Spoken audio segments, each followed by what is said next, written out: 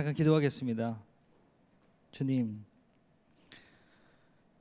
우리가 알지 못하는 중에 알지 못하는 길로 주의 뜻을 따라 인도하시는 하나님, 또 이곳 고국에서 또 이곳 서부교회에서 주의 말씀과 주의 행하심을 나눌 수 있는 기회를 허락하여 주시고, 이 기회를 통하여 다시 한번 하나님의 뜻을 찾게 해주셔서 감사를 드립니다.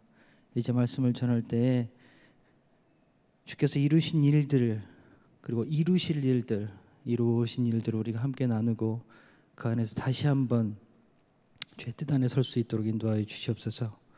감사를 드리며 예수님 이름으로 기도했습니다. 아멘. 제가 한국 설교할 때 말이 원래 되게 빨랐어요. 말을 빨리 하는 편이라 한 번은 영국에서 한인교회에 있을 때 저 성경 공부를 여전도에서 이제 성경 공부를 요청을 해서 한 2시간 동안 성경 공부를 한 적이 있는데, 아는 목사님이 이제 그거를 메모를 하시겠다고 옆에서 시작을 하셨다가 30분 만에 포기를 하셨어요. 너무 빨라서 못 받아 적겠다고. 근데 그거를 어떻게 고쳤냐면, 영국 교회에서 영어로 설교를 하는데 원고를 써서 설교를 합니다. 그래서 느려졌느니 아니요, 그래도 빨라요. 버릇을 못 고치고. 그런데 영어로 설교를 쭉 하다 보니까 한국말을 까먹어요. 이제 빨리 하고 싶어도 단어가 안 떠올라서 빨리 못 하겠어요. 그래서 주어진 시간 안에 잘 마칠 수 있도록 여러분 기도하면서 들어주시기 바랍니다.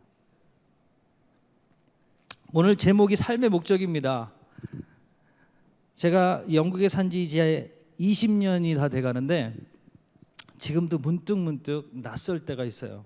아침에 일어나서 창밖을 볼 때나 가든에 나가서 때로 쓰레기를 치울 때 문득 낯선 느낌이 듭니다. 그래서 내가 여기서 뭐 하고 있는 건가?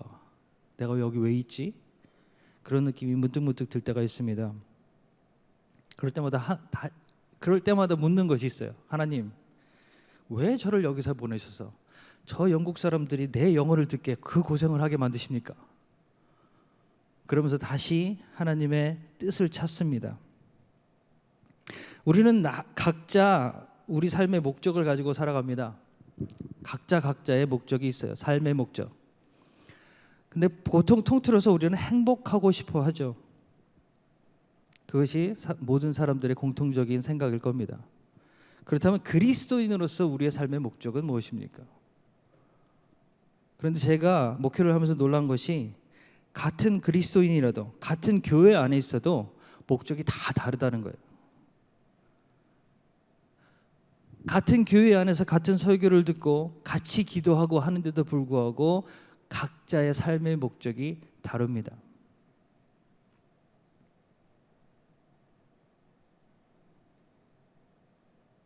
그런데 그리스도인이 된다는 것은 그냥 교회에 나와서 신자가 되는 것이 아니라, 교회에 나와서 이 교회의 멤버가 되는 것이 아니라 그리스도인, 곧 하나님의 자녀가 된다는 것은 그 삶의 목적이 바뀌는 데 있습니다. 그러면 그리스도인의 삶의 참 목적은 뭘까요?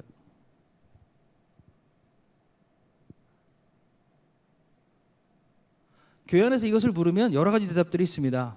하나님께 영광을 돌리는 것, 하나님 뜻대로 사는 것, 하나님을 닮아가는 것, 여러 가지 목적들을 얘기를 합니다. 그리스도인이 됐다는 증거가 뭡니까? 우리가 무엇으로 나는 그리스도인이다 라고 말할 수 있죠? 제가 한참 사역했을 때는 구원의 확신이라는 주제가 굉장히 중점적인 주제였습니다. 구원의 확신이 있는가? 구원의 확신에 대한 질문도 있었고, 구원의 확신을 통한 전도 방법도 있었고, 여러 가지 얘기들이 활발하게 진행이 됐었습니다. 구원의 확신. 그럼 구원의 확신을 통해서 우리가 확인하는 것이 뭡니까? 여러분, 구원받았다는 소리가 무슨 뜻이에요? 구원받았다. 그럼 사망에서 생명으로 옮겨진 거지. 우리는 영생을 얻었다는 겁니다. 그리스도인이 됐다는 것은 이제 우리는 영생을 얻은 사람이라는 겁니다. 그래서 내가 그리스도인이라고 고백하고 나와서 예배드리고 교회 생활을 한다는 것은 이미 영생을 얻은 자로 사는 겁니다. 그렇죠? 그런데 과연 우리가 지금 영생을 얻은 삶을 살고 있습니까? 나는 영생을 얻었다라고 고백은 하지만 실질적으로 내 삶이 영생을 얻은 삶이 되어가고 있냐는 거예요. 그럼 영생을 얻은 삶은 뭡니까? 최소한 영생이 있는 사람과 없는 사람의 모습이, 또 삶의 목적이 달라야 되는 거 아닐까요?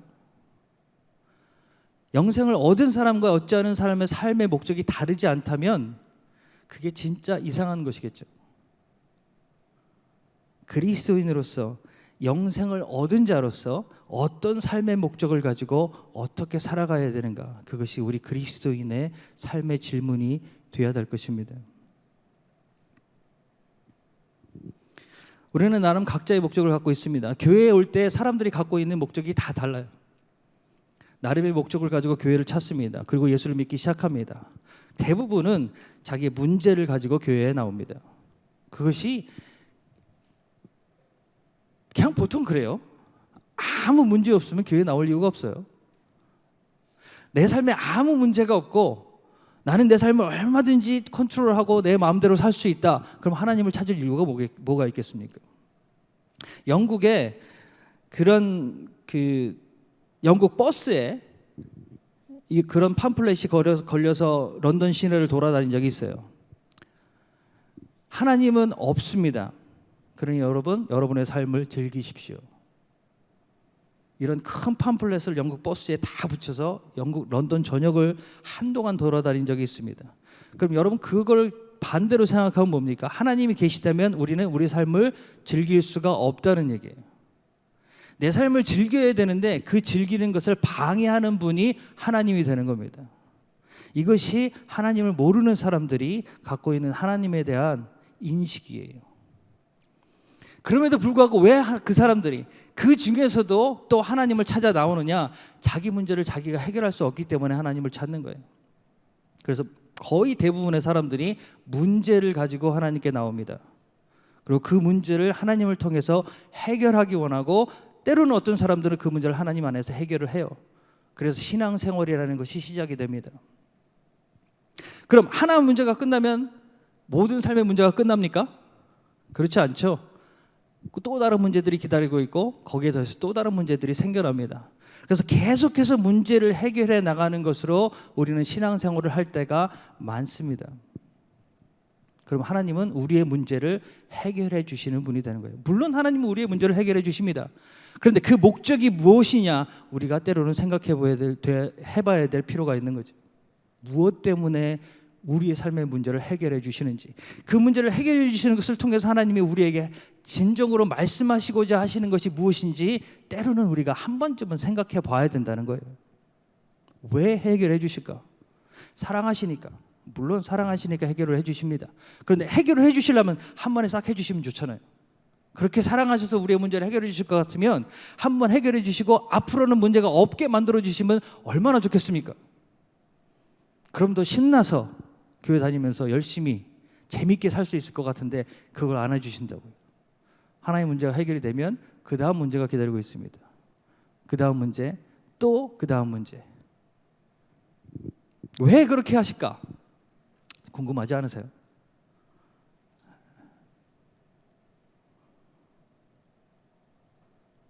우리가 삶의 목적들을 가지고 있지만 그 목적대로 살 수 있는 것은 아닙니다. 대부분이 목적을 수정해야 될 경우들이 많습니다. 제가 그랬어요. 처음 영국 갈 때 제가 영국 사람을 대상으로 해서 사역을 할 거라고는 꿈에도 생각해 본 적이 없습니다. 처음 영국 갈 때는 공부라는 미명하에 갔지만 저는 영국 교회를 배우고 싶었어요. 영국 사람들의 영성을 배우고 싶었고, 그 사람들이 가지고 있는 그 저변에 깔린 영성이 무엇인가, 그것이 궁금하기도 했고 배우고 싶었습니다. 그런데 영국에 도착해서 10년 동안 영국 사람들을 별로 접해보지 못했어요. 한인들 사이에 있었고 한인교회에서 사역을 하고 한인들이 많은 사는 지역에서 생활을 했습니다. 가끔 영국 사람 보면 깜짝깜짝 놀랐어요. 10년 동안. 그 사람들하고 얘기를 하려면 굉장히 긴장을 하고 준비를 많이 해야 되고, 그래서 영국에 살았지만 영국에 있는 한인 마을에서, 그래서 우리가 뉴몰동이라고 그러는데 한국 사람들 틈에서 살았어요. 정작 목적하고 계획했던 것들은 거의 해보질 못했습니다. 그러다가 하나님이 제게 어떤 기회를 주셨냐면, 그리고 어떤 것을 이루게 하셨냐면, 교회를 새로 시작하게 하셨어요.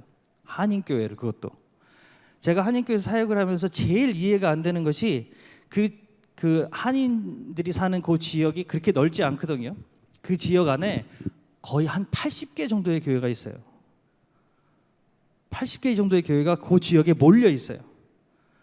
어떤 교회는 뭐 5명, 6명 모이는 교회도 있고, 제가 그 부교육적으로 사역했던 교회는 한 500명 정도가 모이는, 그때 그 당시에는 유럽에서 제일 큰 한인교회라고 할 정도의 교회였어요.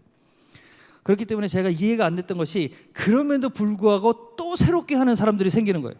또 새로운 교회를 한인교회라고 이름 붙이고 예배를 드리는 곳들이 생겨납니다. 그게 저는 도저히 이해가 안 됐어요. 지금도 넘쳐나는데 왜 또 새로운 걸 할까? 왜 또 교회라고 세울까? 그것이 저는 이해가 안 되는데, 그거를 저보고 하라고 하시는 거예요. 거기서 또 제 생각이 무너지고, 그 다음에 그 교회를 시작을 해서 한 3년 정도가 되는데, 이제 영국 교회 사역, 영국인들 사역을 하라고 그러시는 거예요. 생각지도 못했습니다. 근데 그 요청을 언제 받았냐면, 교회를 시작한 지 한 1년 정도 지났을 때 받았어요. 교회를 시작한 지 이제 1년밖에 안 됐는데, 이제 막 성도들이 모이기 시작하는데, 성도들 두고 어디를 갑니까? 근데 그거를 하나하나 한 걸음 한 걸음 그쪽으로 가도록 하나님이 인도하시더라고요. 그러면서 마지막에 영국교회 목사님하고 같이 이제 얘기를 하면서 그 문제에 대해 상의를 하는데, 영국교회 안에 들어가 사역을 하라는 거예요. 그러면서 제일 문제가 되는 게 뭐냐 그러시더라고요. 그래서 아무래도 영어가 제일 문제가 된다. 그랬더니 그 목사님이 하는 말씀이, 네 영어가 퍼펙트하진 않다. 하지만 sufficient하다. 걱정하지 말아라. 그러더라고요. 그래서 이제 좋은 소리구나 라고 듣고서 고맙다 그러고 집에 와서 찾았어요. sufficient가 무슨 뜻이래? 좋은 뜻이더라고요. 그렇게 시작을 했어요. 그런데요, 영국에 처음 들어가서 이제 그 임지를 받습니다. 그러니까 제가 정하는 것이 아니라, 제가 이제 어느 정도 조건들을 얘기를 하고, 내가 이러이러한 것들을 했으면 좋겠다라고 얘기하면 그 교단에서 임지를 정해줘요. 그래서 너는 이리 가라라고 얘기하면 그 길을 가야 됩니다. 근데 제가 다른 거 다 말고 한 가지 조건을 걸었던 것이, 그 한인들 사는 지역에서 너무 멀리 떨어지지 않았으면 좋겠다, 요구를 했어요. 왜냐하면 우리 자녀들도 있고, 그 자녀들이 한국 문화도 좀 배워야 되고 한국 말을 또 배워야 되고 하니까 여기서 너무 많이 안 떨어졌으면 좋겠다. 이것이 한 가지 조건이었어요. 그런데 이제 어느 지역, 노포크라는 지역으로 가라고 발령이 나서 찾아봤더니 그전에 알지도 못하던 데예요. 그러면서 그리로 가라 그러면서 뭐라고 하냐면, 런던에서 그렇게 멀지 않으니까 괜찮을 거래. 그래서 가봤더니 5시간 걸려요, 차로. 그래서 처음 발령받고 그 다음 해에 이제 가족들하고 한국을 나오는데, 물론 중간에 이제 뭐 카타르를 잠깐 들려서 오기도 했지만, 그 집에서 출발해서 인천에 있는 저희 집까지 도착하는데 27시간 걸리더라고요. 그쪽으로 보내셨어요. 한국 사람은 말할 것도 없고 동양 사람을 보기가 힘들어요. 그리고 저희가 사는 동네에는 없어요. 전부 화이트 잉글리시들만 사는 동네예요. 처음 설교하러 이렇게 강단에 섰는데 하얘요. 얼굴도 하얗고 머리도 하얘. 다 하얀 사람들만 앉아있어요. 빽빽하게. 그러니까 처음엔 적응이 안 되더라고요. 너무 이상했어요. 그런데 거기서 한두 달, 2달이 지나고 한 해가 2해가 지나는데 너무 따뜻한 거예요. 저는 거기서 6년을 있으면서 목회를 했다기보다는 사랑을 받고 왔습니다.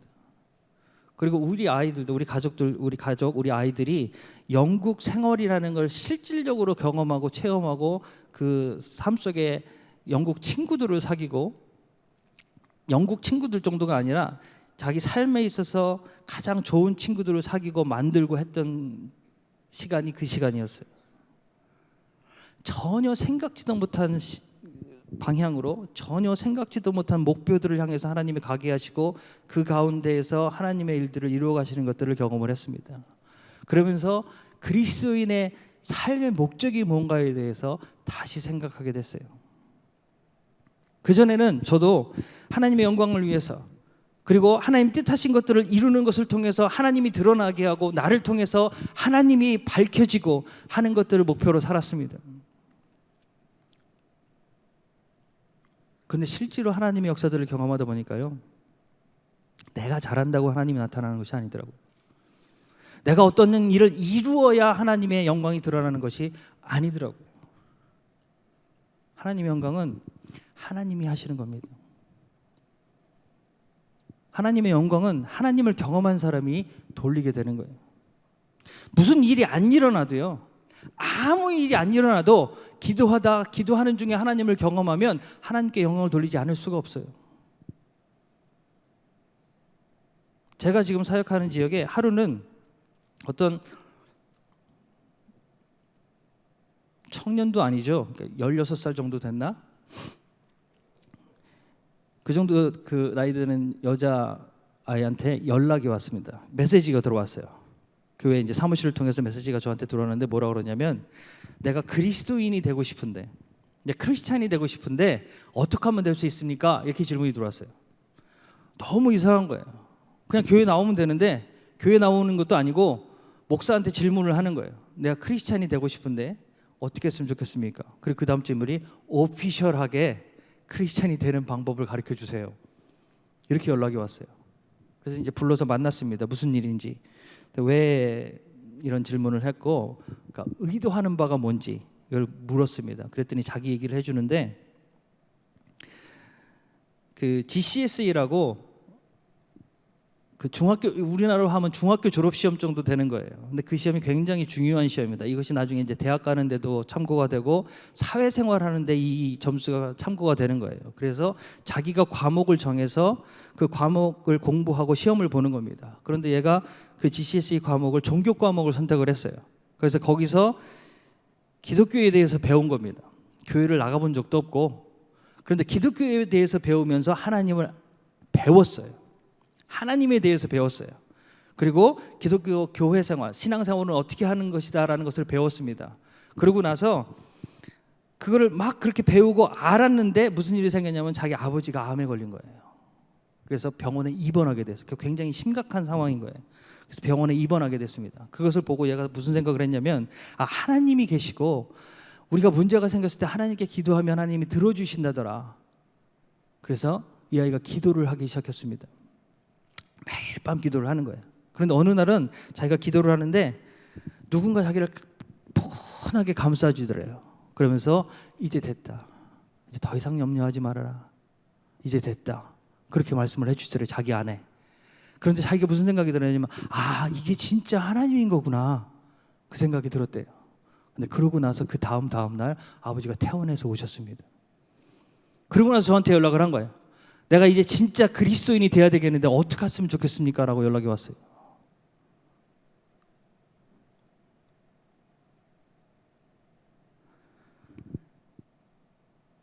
하나님을 알 때, 하나님을 경험할 때 하나님께 영광을 돌리지 않을 수가 없습니다.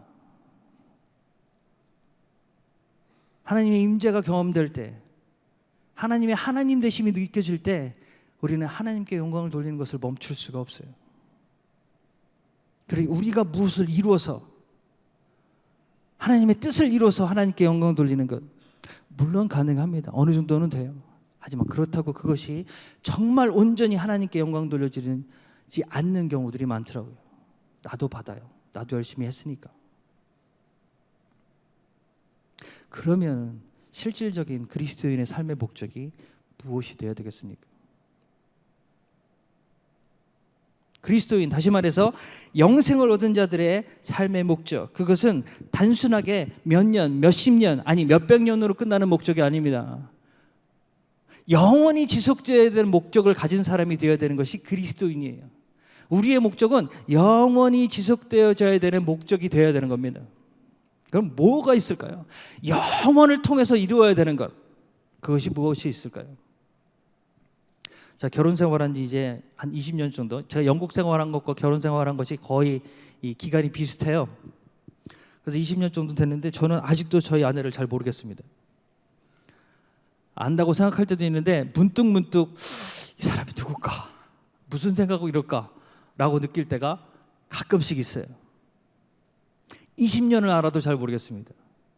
근데 더 심각한 건 뭐냐면 제가 나이가 이제 50이 다 돼 가는데 50년을 알아가도 잘 모르겠어요. 때로는 나에 대해서 내가 잘 모를 때가 있어요. 내가 왜 이럴까? 나한테 이런 모습이 있었네?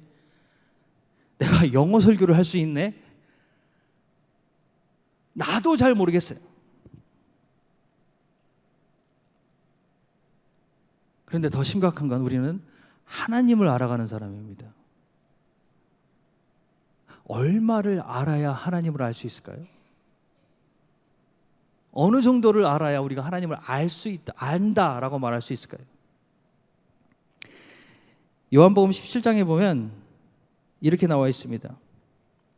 영생은 곧 유일하신 참 하나님과 그의 보내신 자 예수 그리스도를 아는 것이니이다.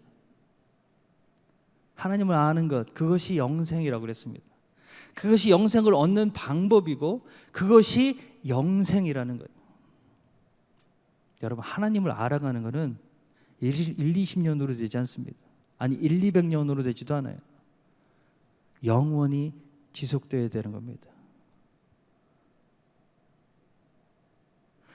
하나님이 우리 삶 속에서 역사하시는 것, 우리 삶 속에서 일하시는 가장 큰 목적은 우리로 하나님을 알게 하시는 거예요. 왜 하나님이 우리 삶 속에서 관여하시고 우리 삶을 통해서 우리와 함께 일하시느냐? 하나님을 알게 하시기 위해서예요.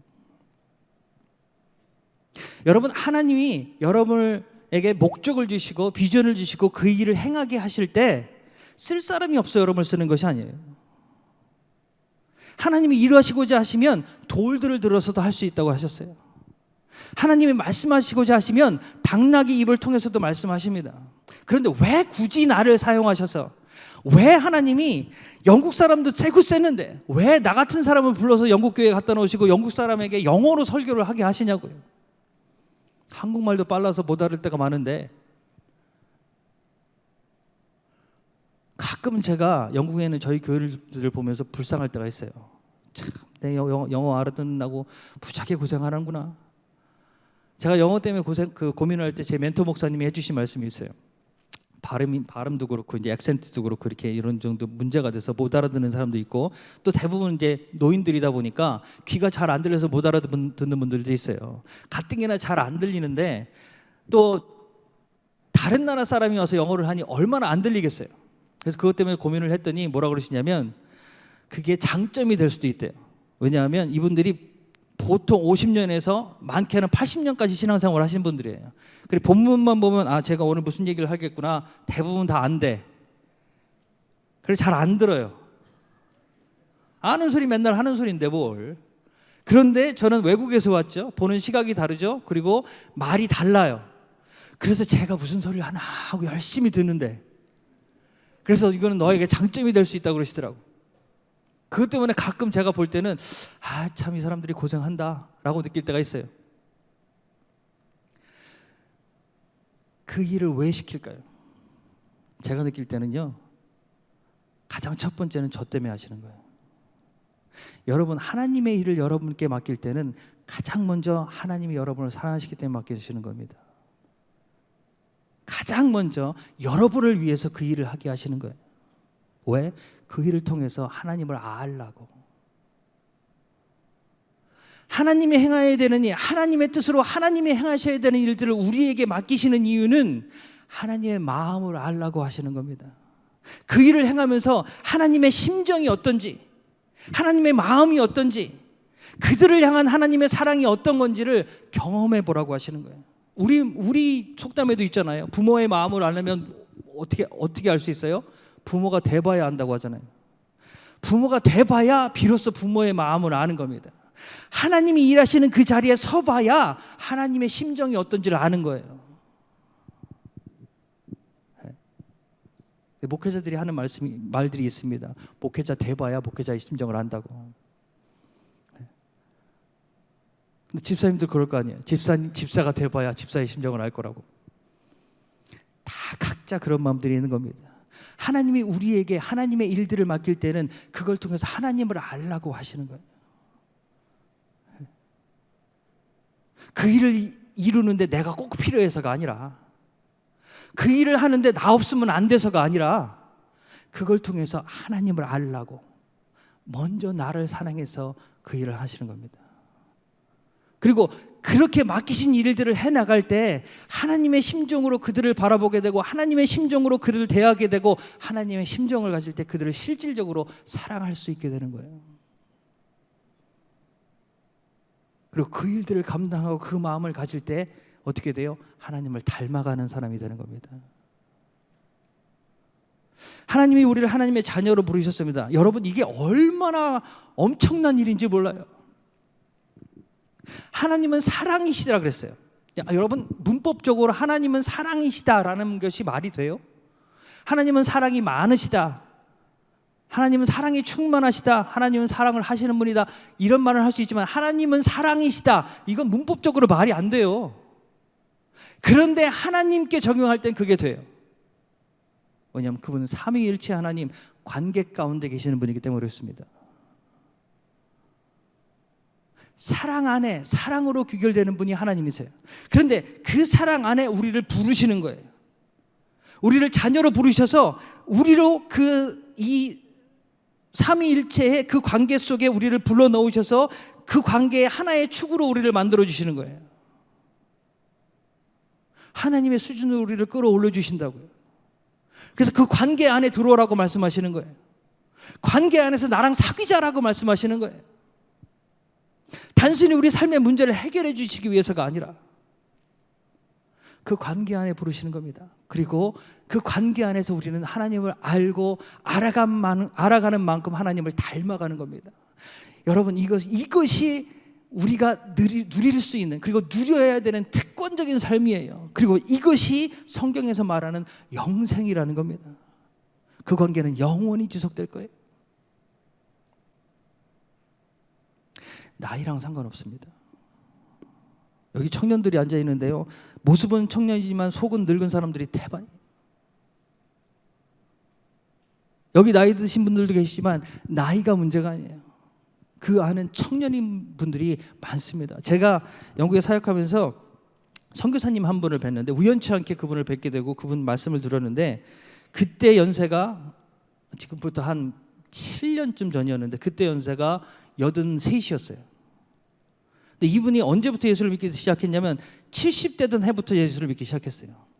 예수를 믿은 그 이유가 뭐냐면, 그분이 이제 그 캐나다 사시는 분이었는데 한인인데 캐나다 한인 분이에요. 그런데 70세 은퇴를 하시고 이제 은퇴하고 나서 내가 이제 남은 삶을 내가 누리리라 그러고 은퇴를 하셨는데, 은퇴하고 6개월 후에 그 사모님이 암이 걸렸다는 암 진단을 받았어요.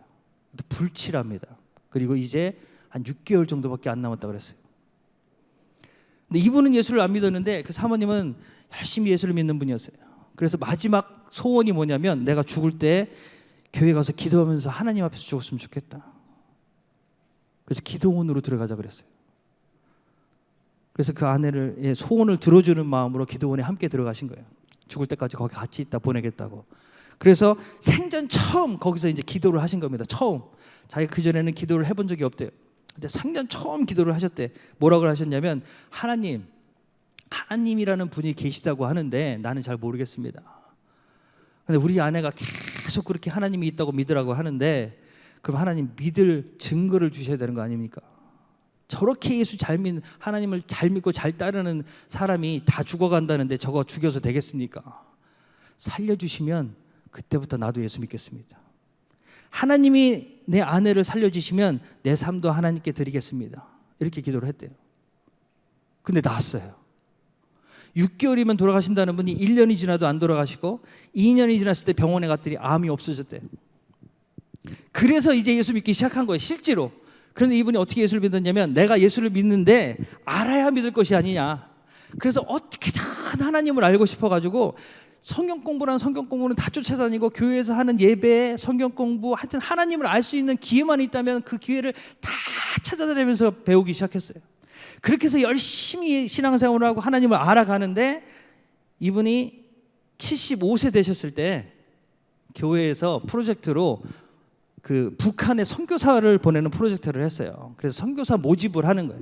우리가 이제 중국과 북한에 선교사를 보내려고 하는데 선교사로 지망할 사람을 찾는 거예요.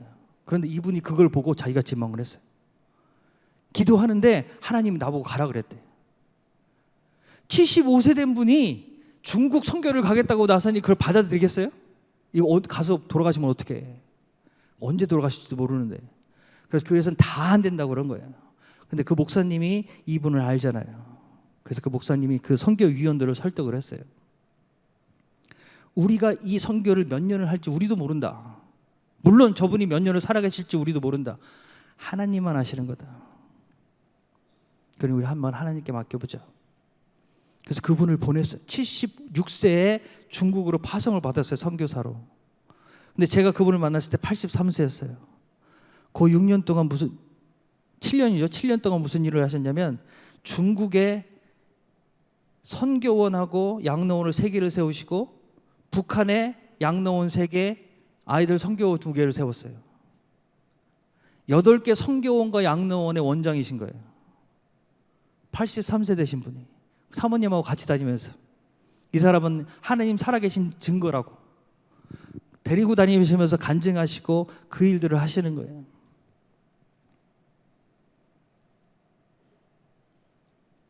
그분이 소원하는 건 하나였습니다. 하나님을 아는 것. 하나님이 그 일들을 통해서 그분에게 하나님을 알게 하시는 거예요.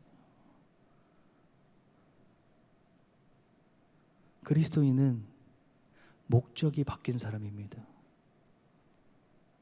하나님의 자녀, 영생을 얻은 자는 그 영생의 삶에 맞는 목적을 가져야 돼요.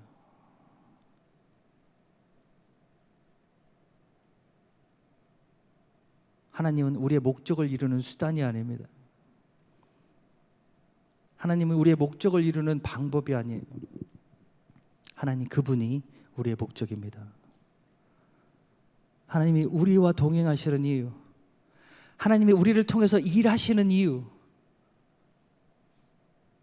그리고 하나님이 우리를 통해서 행하시는 그 이유는 바로 여러분에게 하나님을 알라고 하시는 겁니다. 그러니 우리에게는 실패라는 것이 있을 수가 없어요. 어려움을 있을 수 있습니다. 하지만 그 어려움을 통해서 우리는 하나님을 아는 거예요. 상황이 좋아서 잘 될 때도 있습니다. 그리고 잘 되는 그 순간을 통해서 하나님을 아는 거예요. 우리는 삶의 모든 순간순간을 통해서 하나님을 알아가는 겁니다. 우리가 하나님 안에 들어오는 그 순간부터, 우리가 그리스도인이 돼서 하나님의 자녀가 된 그 순간부터, 그리고 우리의 삶의 목적이 바뀌어서 하나님을 알고자 하는 삶을 사는 그 순간부터 우리에게는 실패라는 건 있을 수가 없어요. 모든 순간에 모든 일들을 통해서 하나님을 알아가면 되는 거예요. 그것이 그리스도인의 승리입니다. 그것이 그리스도인의 파워예요. 누구도 그를 흔들 수가 없습니다. 그것이 그리스도인의 생명입니다. 기도하시겠습니다. 주님, 하나님을 아는 것, 거기에 생명이 있고 거기에 소망이 있고 거기에 능력이 있습니다. 우리의 삶의 목적이 무엇인지 우리로 다시 한번 기억하게 하시고 그 안에서 깨어나 참 하나님을 찾고 그 하나님 안에 거하며 하나님을 알아가는 자가, 그리고 그 하나님을 닮아가는 자가 될 수 있도록 우리를 붙들어 주시옵소서. 예수님 이름으로 기도했습니다.